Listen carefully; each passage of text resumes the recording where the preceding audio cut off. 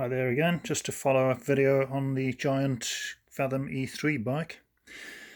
Just to show you, if I can do it with one hand while I'm holding the phone to film this bike rack, it won't fit because there's not enough space between those two bars.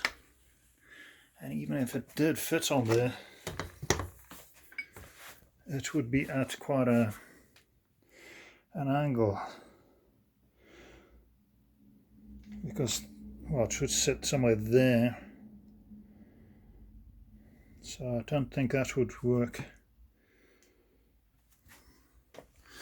because these simply don't fit through that triangle shape between the bars.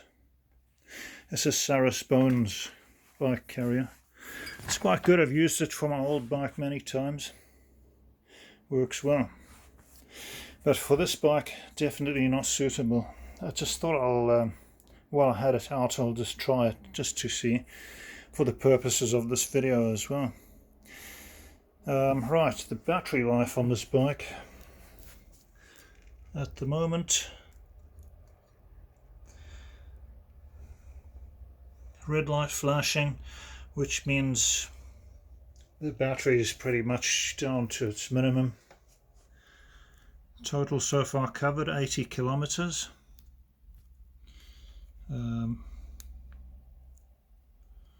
That's the average speed.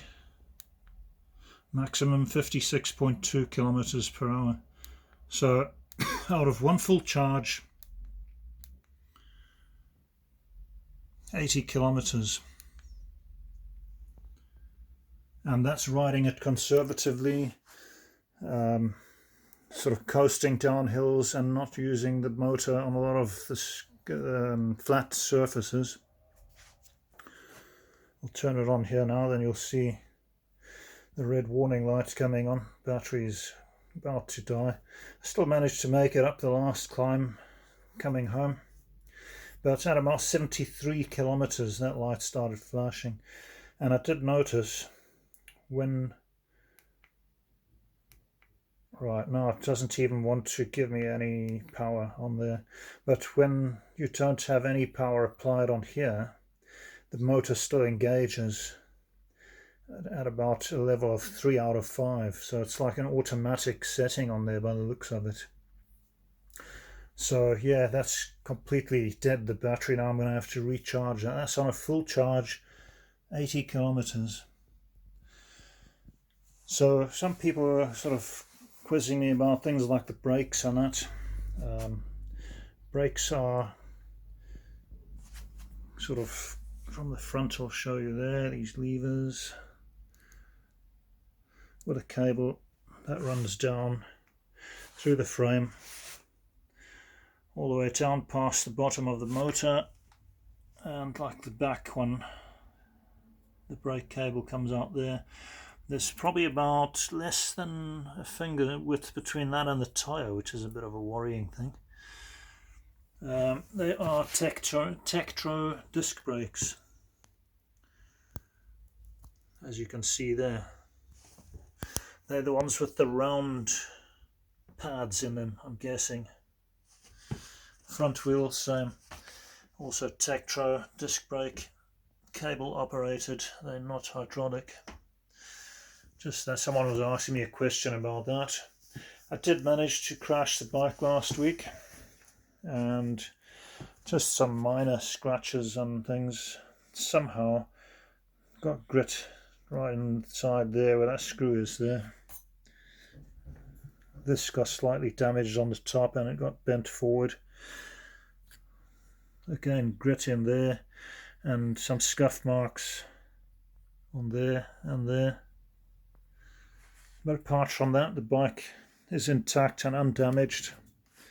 I'll just turn this off. I need to charge that battery now. It's completely dead. Yeah, so what happened, I was riding where the path went into a V shape, and I realized I'd taken a wrong turn.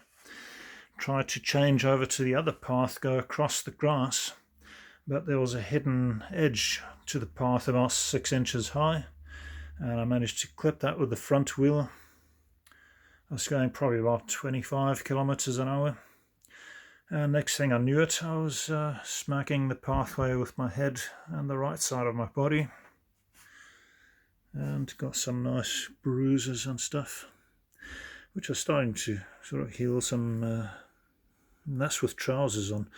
Got sort of scuffed on the knee and a bit on the palm of the hand, if I can get that into focus.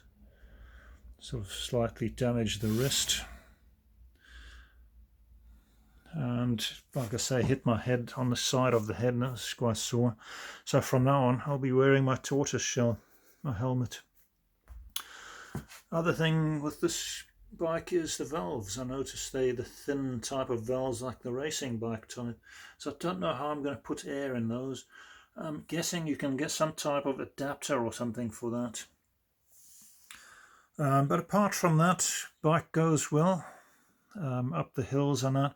I would say the range for the terrain that I ride on, probably 50 to 60 kilometers. I did notice as well that when you turn the motor off completely and you're pedaling along on the flat or even on a slight downhill, there is a lot of drag for about a minute or so afterwards. The motor, it's like it's still engaged somehow. And then it gets a bit easier after that. But it's like driving your car with your handbrake on. It's a bit weird. But yeah, apart from that, it goes well.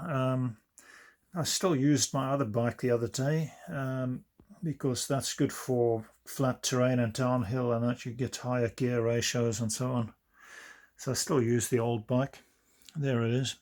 Still going strong, the old Carrera, Vulcan Carrera, or Carrera Vulcan, whichever way you want to pronounce it. Weird thing is this has only got one wheel release mechanism on the back wheel. The front wheel doesn't have that. It's a bit strange. I don't know why you would have that just on one wheel and not on the other. And there's our friendly cat. It's not my cat, it's the neighbour's cat. Coming to have a look to see what's going on. Fizz the cat.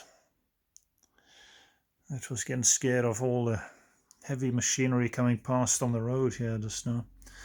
So yeah, that's pretty much follow up on the bike.